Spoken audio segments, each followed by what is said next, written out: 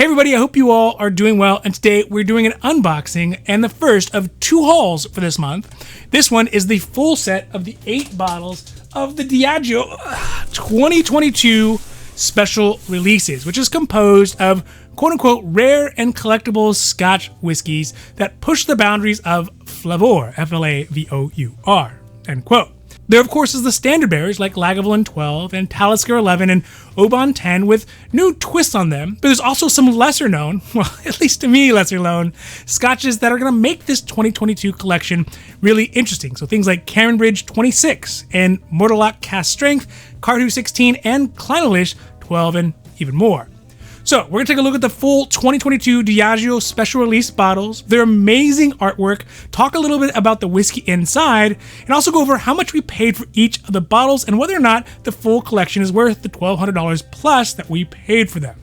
Now, before we get to the unboxing, if you like the videos, the wonders, the hauls, the unbottlings, the unboxings, the reviews, and all the other great stuff we got cooking up for you, don't forget to like and subscribe. That way you can get updates when our newest videos come out every Sunday and sometimes in between. Alright, now let's get down to the unboxing and the haul. Now, a haul as epic as this, it just wouldn't be complete without having a little something to keep life interesting and also to stay on theme. So today, I'm going to be enjoying 2 fingers of last year's 2021 Diageo Lagavulin12 Special Release, the King of Islay, with the Flaming Lion, or the Baby Lion as we call it, because the 26 is the Big Daddy Lion. Also, in case you were wondering, if you were wondering what this one tastes like, we have a full review. I'll put it up over here somewhere as well. But we're going to enjoy a little bit of this while we are unboxing the 2022. So let's get a pop. Pretty good. Get a little bit of the juice. Man. All right, don't twist my arm. Now, to whiskey. Because you can never really drink too much of it. You can only just drink it too fast. Cheers. Alright, so now let's talk a little bit about where we got these bottles and how we got them. Now, these were shipped to us directly overseas from jolly old England, and the wife was able to procure them by 1, being quick on the draw when they came out, and 2, by being pretty easy on the pocketbook when she first saw them. So I'm definitely thankful for that. I've got a great wife. Now, every year, the supreme overlord of Scotch, that is Diageo, puts out a special release of their whiskeys that are unique. Sometimes they are the standard kind of whiskeys, but with a unique twist to them. And other times they are completely unique whiskeys, like this year with the Bridge 26, which is the first time that's been in the Diageo haul. Each of these have an assigned artwork that go along with them and a theme that goes along with them, like a title. And I guess it's supposed to be there to be more insightful and to improve the whiskey drinking experience and kind of guide you to what you should be thinking or what they want you to think about while you are drinking it. So look at that. Ta-da! Is that not beautiful? I don't know if you all can see that, but that is a beautiful sight of a lot of bottles. There's a lot of bottles in there. Let's see if you can see that. Oh. All right, so we're going to set this down over here. So what we're going to do for this is going to start with the order of cost. So we're going to do the least expensive bottles first, all the way up to the last expensive bottles last. All right, so first up today is going to be this Oban 10. Get these unpacked. This one is the Oban 10, which is traditionally known for, you know, having a seashells by the seashore flavor and a slight smokiness that goes along with it. It's got a pretty cool thing on here, I guess. Like I said, these all kind of have a very like Harry Potter novel style title to them, and maybe even like an old school love novel sometimes, the one with Fabio on the front. But this one is named the Celestial Blaze. It's got this rabbit jumping over, looks like the Northern Lights, maybe. I'm not exactly sure what it's supposed to mean, but it's pretty trippy. Let's take a look at the bottle here. Oh, yeah. So much packaging.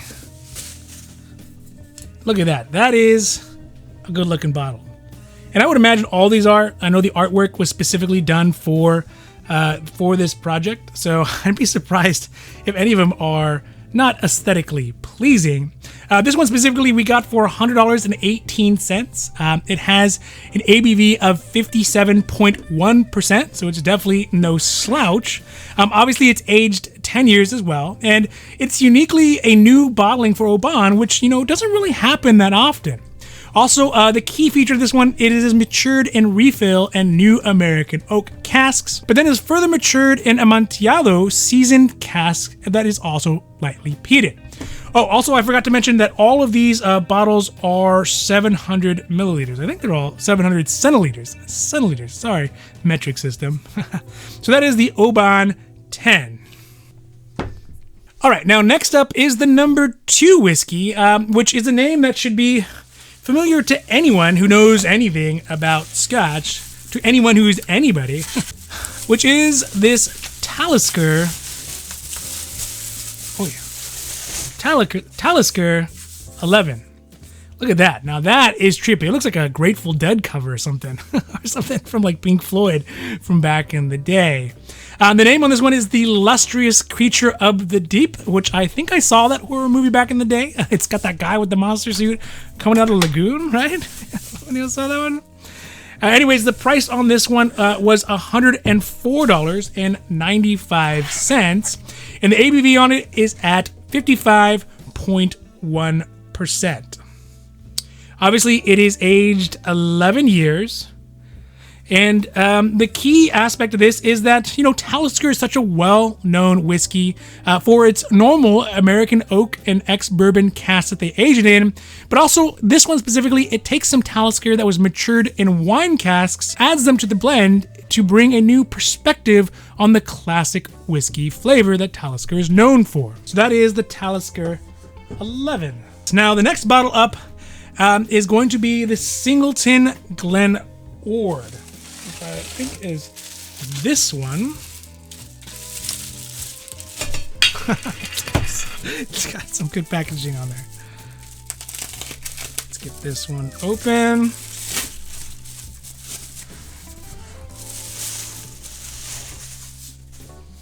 So this is the Singleton Glen Ord 15, titled The Enchantress of the Ruby Solstice. Now, I am certain that I have seen this video on HBO Max back in the day through all like the, the blurry lines. But the price on this one was $114.50. And it has an ABV of 54.2%. It's out of, obviously, the Glen Ord distillery. It's aged 15 years. And out of those 15 years, it spends 7 years in the normal European and American oak casks, as well as 8 additional years maturing in wine casks. So that sounds real good, and I like the shape of that. It's got like a very interesting tactile feel to it. But the artwork on here is also awesome. You know, it's got a very kind of Art Nouveau feel to it. And I like it. I like it. So this one will be very interesting to add to the collection. And I'm actually pretty excited to try this one because we have the other one from one of the previous years as well. So that is the Singleton 15. All right, so next up is a crowd favorite and a me favorite, which is this year's Lagavulin 12. The title on this one is The Flames of the Phoenix. And we got it for $128.81. And again, this year is also aged 12 years. And let's face it, every year it is aged 12 years. That is just kind of what they do for this special. Unlike the King of Islay, which I am drinking today, it has a slightly bit higher ABV than the 2021. So the King of Islay is at 56.5%. I don't know if you all can see that. While this one is actually at 57.3%. Look at that. That's a good looking bottle as well. And it's got that characteristically very light whiskey color to it. Although I think last year looks a little bit lighter. If you see them side by side. The last year's Lagavulin12, the King of Islay. It looks a little bit lighter. Yeah, interesting.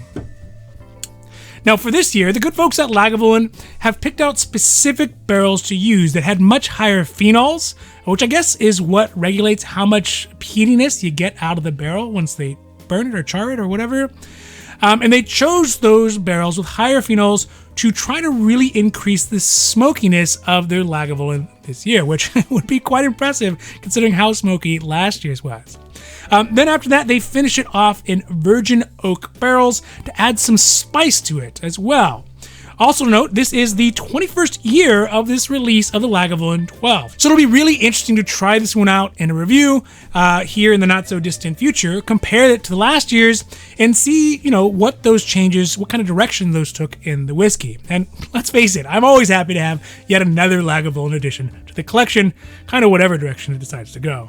So that is the Lagavulin 12 2022. Now, next up is a whiskey that I've been meaning to try. Actually, most of these scotches are ones that are kind of on my list to try anyways, so it's cool that they all come as a part of the collection, which is this next one, which is this Cardhu 16, which is titled The Hidden Paradise of the Black Rocks. Yet another great love novel title. So let's take a look at this one. The price that we got this one for was at $152.66, and that is a good-looking silo. I really like what they have done with this one. Just so bright. Of course, as you may say, I got the red background here. Red's kind of something that I'm into, but I like it. It's got a nice color to it. It's really just good-looking. Obviously, it's aged 16 years, and it has an ABV of 58%. And of course, what I could find about it online is that it says that Cardhu is a very popular whiskey in places that are warm, so in warm climates. I'm not exactly sure why, because I haven't tried it yet, but I have a feeling here in Southern California, it might fit in nicely. Now, the whiskey is matured in refill and recharred casks, and is then finished in Jamaican pot still rum casks. So it definitely seems like there'd be a very strong kind of fruity sweetness to it, like a tropical feel to it, which I am definitely down for. So I'm going to look forward to trying this one. I don't think it'll be the first one we try, because that'll probably be the Lagavulin, but this will definitely be on the top of the list of whiskeys we try first. So that is the Cardhu 16. All right, now next up is another whiskey that has a name that is sure a lot easier to read than it is to pronounce, which is the Clynelish 12. I think that's what we're called. That's how you say it, which is this Clynelish 12. Get this open. This one is entitled The Golden-Eyed Guardian, which makes sense. It's got this kind of very large cat on the front of it. Which to me, it sort of looks like one of the bad guys from Kung Fu Panda. A little kind of cheesy. Something maybe you would see on a restaurant wall or something as well. But we got this one for $166.97. It's got an ABV on it at 58.5%, which is the highest ABV of the bunch. So it's definitely going to have some punch to it, at least in comparison to the other bottles in the collection. And the nice thing, I guess the feature to this one is that it has an initial maturation in ex-bourbon casks, like most of these. But then, like is all the rage right now, all the fashion, it's aged for 2 years in both Oloroso as well as Pedro Jimenez sherry casks, presumably to give it the same kind of sweetness and complexity that you get with the other folks who are doing that. So I know like Lafroig has some, I think Ardbeg has some.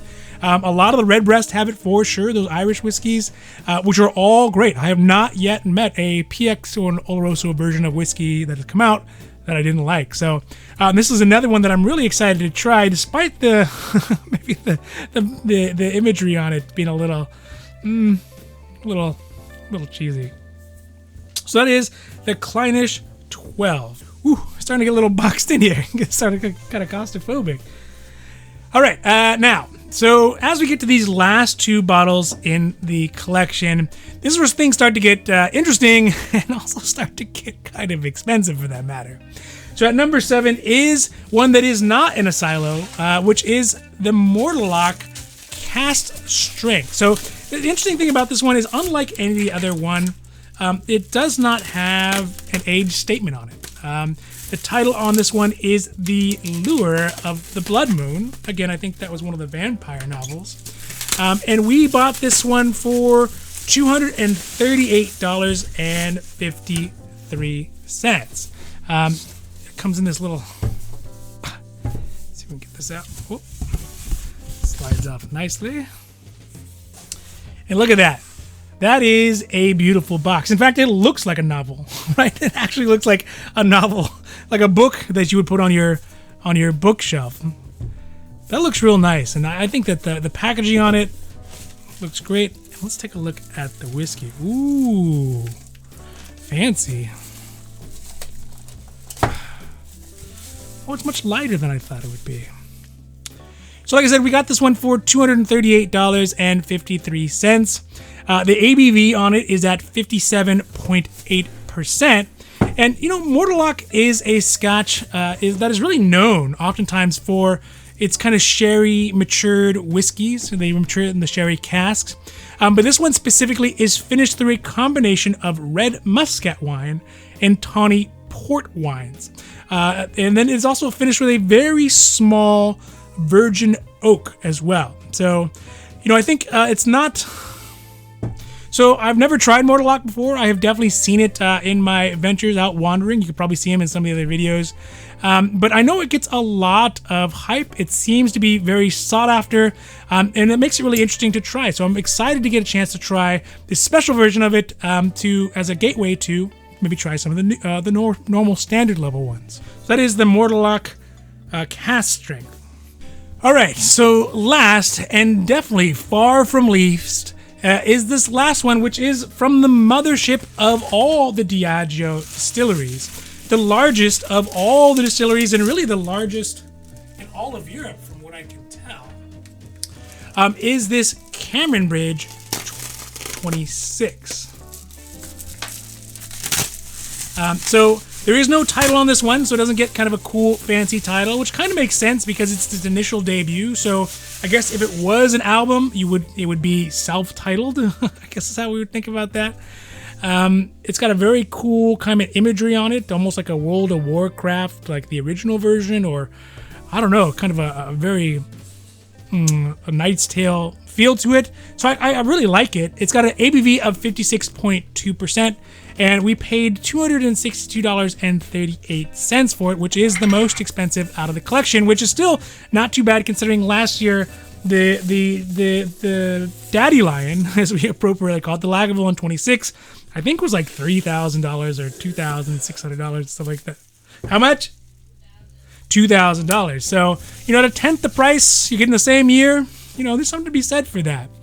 Now, oddly, while most of the other whiskeys on this list, you know, are pretty available, you can find them here and there and yonder, this one is almost out of stock everywhere. It's really hard to find, especially at a reasonable price. So I'm not really sure why. I know that this is the first time that Cameron Bridge has been featured in the Diageo special releases, the yearly special releases. So maybe that has something to do with it. And it obviously is aged 26 years, and I don't think there's anything actually specifically interesting or like a feature twist on it, other than the fact that it is 26 years old. And really, I mean, do you need any specific special twist on it when you got 26 years old? Anyways, it's been matured in totality for the totality of that time in a refill American oak casks. And I think that it's just kind of a pure kind of horsepower, no frills, really, hopefully, going to be a delicious whiskey with a nice amount of years on it. I mean, technically at this point, it could pretty much run for governor in the state of Nevada at 26, I think. So that is the Cameron Bridge 26. So overall, I think this special collection from Diageo for 2022, it's a bit cheesy. Special collections in general kind of are a bit cheesy. I mean, there's lots of like value enhancers in this one specifically. If we're looking at it from like a marketing perspective, that means, you know, some of the money was not spent on going purely into making great whiskey, but it was also put into the artwork and the marketing and the kind of whole allure and mythos that goes around it. So I get that side of it. But for me, having a collection is beneficial for twofold. One is that the bottles look great and will be, I think it'll be great to drink with friends and to review and to give away as gifts or whatever I decide to do with them. Second is that since I am much deeper in bourbon than I am in Scotch, it's really great to get a good quality sampling of what is out there and available right now. Because, like I said, really we want to expand our Scotch collection to include more Scotch and Irish whiskey so that we have a nicer balance between the bourbon as well. So I'm glad that we got the collection. I think it's definitely worth the $1,200 plus that we spend on it. I mean, yeah, it's expensive, but I'll just think of it as an early Christmas present and, enjoy the heck out of it going through some of these dark, cold winter nights that we have here in SoCal with the wife. I mean, as cold as it gets, All right, so that's it for the Diageo 2022 special haul, and I really hope you enjoyed it. And if you did, if you like the hauls and the unbottlings and the unboxing, the reviews and the wanders, don't forget to like and subscribe. That way you can get updates when our newest videos come out on Sundays and sometimes in between. Now, remember, if you do find a whiskey or heck, a collection of whiskey that you love, just buy it. Because if you don't, somebody else surely will, and it might even be me. All right, I'm out. Adios. Have a great rest of your week.